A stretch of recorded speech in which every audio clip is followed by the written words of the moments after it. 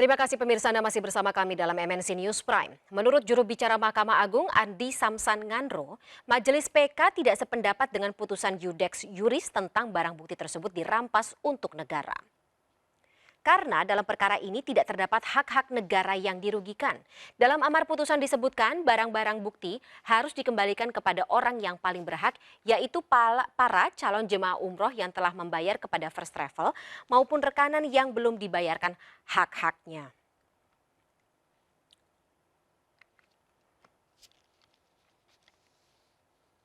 Kita akan kembali lanjutkan pemirsa dialog terkait dengan dana First Travel balik, korban sayangnya tidak menyambut dengan cukup baik. Masih bersama kami salah satu korban First Travel, Ibu Sonia Marsona, kemudian kuasa hukum First Travel, Bang Boris Tampu Bolon, pakar hukum perbankan dan tindak pidana pencucian uang atau TPPU, Pak Yunus Hussein, dan juga Direktur Bina Umroh dan Haji Khusus Kementerian Agama Republik Indonesia, Pak Nur Arifin. Saya kembali ke Pak Nur terkait dengan pertanyaan yang ada sebelum segmen ini jeda, terkait dengan apakah memang Kementerian Agama sendiri tidak bisa mempertimbangkan atau mungkin bisa mempertimbangkan untuk membantu mempermudah para korban ini bisa berangkat umroh sesuai dengan harapan mereka. Ya. Iya Pak Nur. Sudah waktunya ke saya? Iya, monggo. Oh ya, baik. Jadi kami sampaikan terima kasih. Kami sangat menghargai usulan tersebut agar jamaah bisa berangkat, dan memang kami juga sangat mendukung agar jamaah bisa terrealisir, bisa berangkat umroh. Nah, berkaitan dengan mekanisme anggaran, karena sekali lagi Kementerian Agama tidak mengelola anggaran umroh tersebut yang mengelola swasta, untuk pembiayaannya dari travel bersangkutan.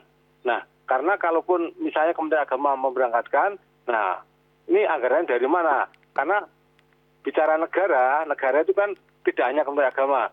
Kalau bicara uang tentu di Kementerian Keuangan. Nah, Kementerian Keuangan ketika misalnya mengeluarkan uang untuk membayar atau memberangkatkan jamaah umroh tersebut, tentu harus ada dasar hukumnya.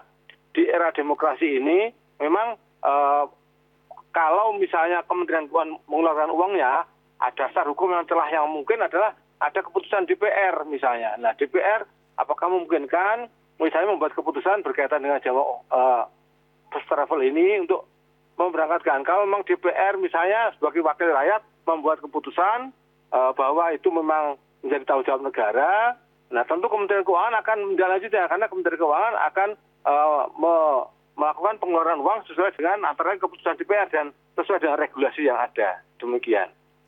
Baik, tapi lagi-lagi Pak, apakah ada rencana untuk membicarakan ini dengan pihak-pihak lainnya gitu, untuk lagi-lagi membantu supaya harapan para korban ini bisa dilaksanakan? Ya, kami posisi Kementerian Agama adalah koordinator. Okay. Tentu sangat mendukung keinginan masyarakat untuk mudah menunaikan ibadah umroh. Misalnya berkaitan dengan penerbangan maskapai, kami tentu mendorong penerbangan agar mempermudah jamaah untuk bisa berangkat.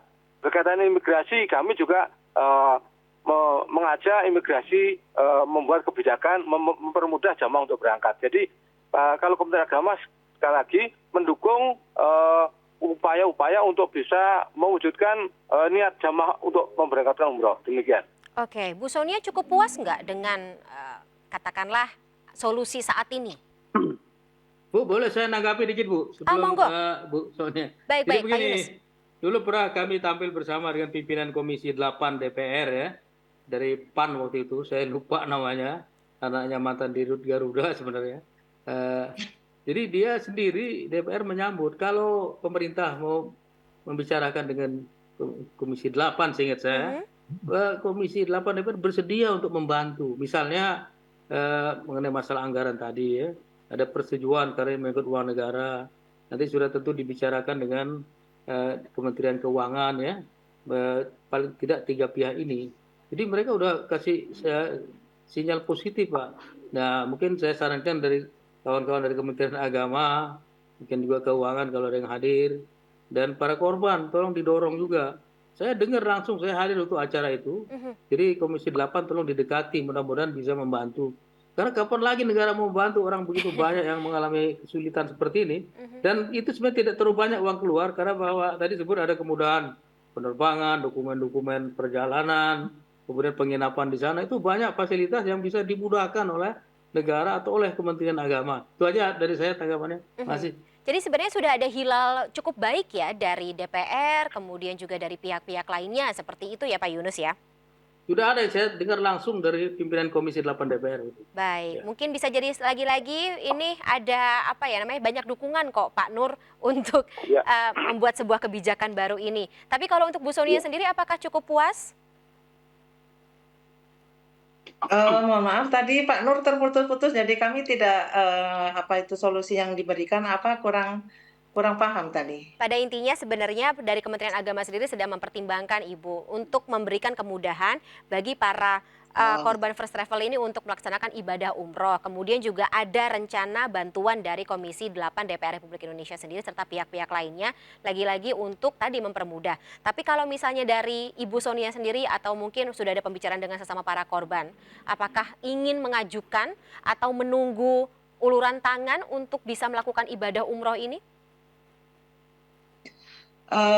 Intinya kami menyambut baik niat baik apapun itu, ya. Dan yang namanya udah jeda waktunya cukup lama. Berapa Kebetulan tahun, Bu? paspor saya juga udah mati, ya, Berapa tahun Bu kalau boleh tahu?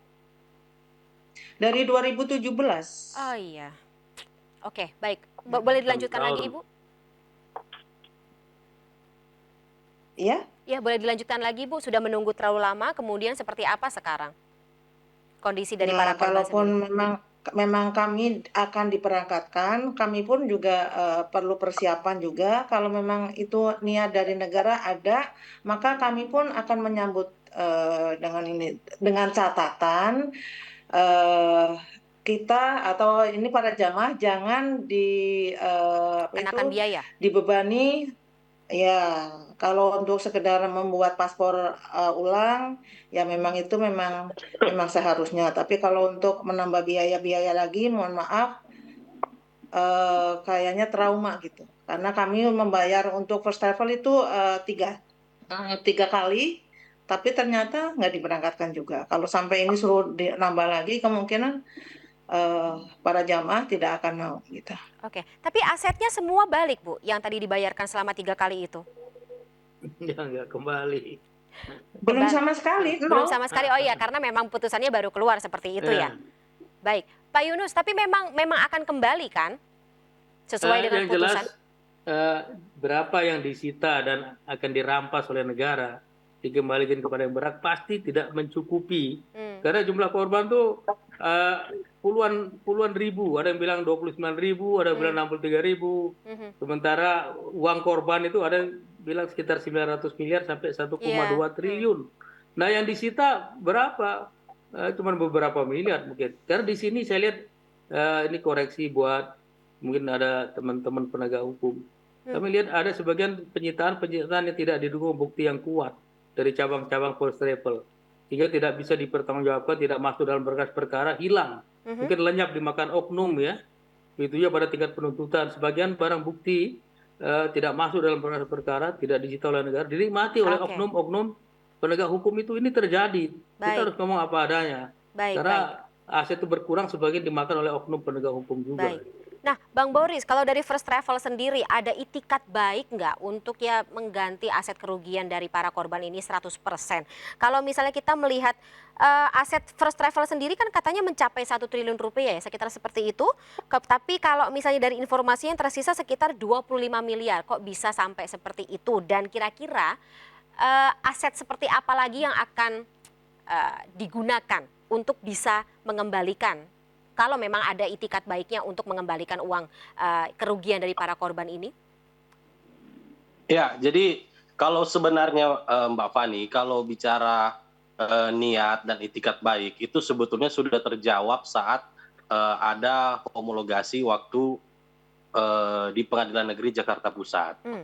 Cuma memang berjalannya waktu, ya ini semua jadi tidak terrealisasi, dan asetnya kemudian disita, kemudian tadi kata Pak Yunus, ada juga yang hilang-hilang gitu kan, sehingga pada akhirnya yang tersisa di berkas perkara itu, kalau saya tidak tahu jumlah pastinya, cuma sudah pasti tidak akan cukup kalau mau dihitung itu untuk mau diganti kerugian kepada korban itu nggak akan Bang Boris, cukup. aset gitu yang kan. disita termasuk bisnis restoran yang di London itu?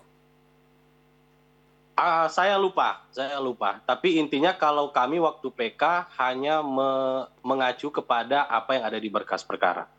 Jadi poinnya adalah memang kalau mau dibilang ganti kepada korban dalam bentuk materi itu tidak akan cukup. Cuma kalau saya concernnya adalah sebenarnya putusan ini jadi presiden baik bahwa untuk perkara-perkara yang menyangkut dana umat gitu ya atau masyarakat seharusnya dari awal sudah dikembalikan kepada yang berhak. Jangan ada lagi negara dalam tanda kutip ambil untung di sini gitu loh, karena tidak ada urusannya negara di sini. Karena kalau saya lihat trennya jadi perkara-perkara seperti ini yang ada kaitannya dengan masyarakat gitu ya, dana masyarakat itu ujung-ujungnya disita untuk negara gitu loh. Padahal tidak ada urusan negara di situ. Jadi semuanya jadi hukum itu tidak bisa memberikan keadilan dan kemanfaatannya nggak ada gitu. Korbannya gigit jari, si terdakwanya juga gigit jari gitu loh kan. Padahal tujuan hukum itu keadilannya, kepastiannya dan kemanfaatannya itu tidak tercapai jadi ini putusan harusnya bisa jadi pembelajaran bagi ya negara inilah untuk hukum ke depannya biar jadi lebih baik. Baik. Saya boleh tambahkan sedikit Bu ya. Iya, Jadi singkat saja Pak. Selain apa yang disampaikan Pak Boris tadi, sebenarnya kan sudah ada penyelesaian perdata, PKPU ya, penundaan kewajiban pembayaran, sudah ada perdamaian, putusan Pengadilan Niaga Jakarta Pusat. Harusnya ini dihormati putusan, didahulukan ya. Dia bisa menyelesaikan sendiri pada waktunya. Tapi jangan ini mau jalan lalu masuk pidana. Kalau pidana masuk ya perdata jadi mengalah. Jadi semuanya jadi rugi. Seharusnya diselesaikan dulu secara perdata hingga bisa terpenuhi semua hak para korban tadi gitu. Terima kasih. Baik, satu persatu seperti itu ya Pak Yunus. Baik, Pak Nur, mungkin terakhir dari pemerintah sendiri, lagi-lagi harapannya agar kejadian seperti ini tidak terjadi lagi ke depannya. Ya, betul. Jadi sebenarnya permasalahan-permasalahan seperti ini tidak sedikit banyak dan kami dari Kementerian Agama selalu mendorong agar kasus-kasus ini dapat diselesaikan secara perdata. Kalau ada kegagalan keberangkatan maka ya kita minta travel tersebut berjuang keras untuk bisa memberangkatkan. Jadi sekali lagi permasalahan ini memang menjadi bahan pelajaran yang sangat utama dan kami sudah berkali-kali juga menangani berbagai macam kasus agar kami selesaikan dengan cara travel harus bertanggung jawab apapun kondisi harus bisa memberangkatkan jamaah karena akad jamaah dengan travel adalah berangkat umroh. Demikian, terima kasih semuanya atas masukannya dan mari kita wujudkan umroh di Indonesia itu umroh yang baik, tidak ada yang tertipu, semuanya lancar, barokah. Terima kasih semuanya. Baik, bismillah semoga lancar. Kalau niatnya baik sih harusnya lancar semuanya penyelesaian. Baik.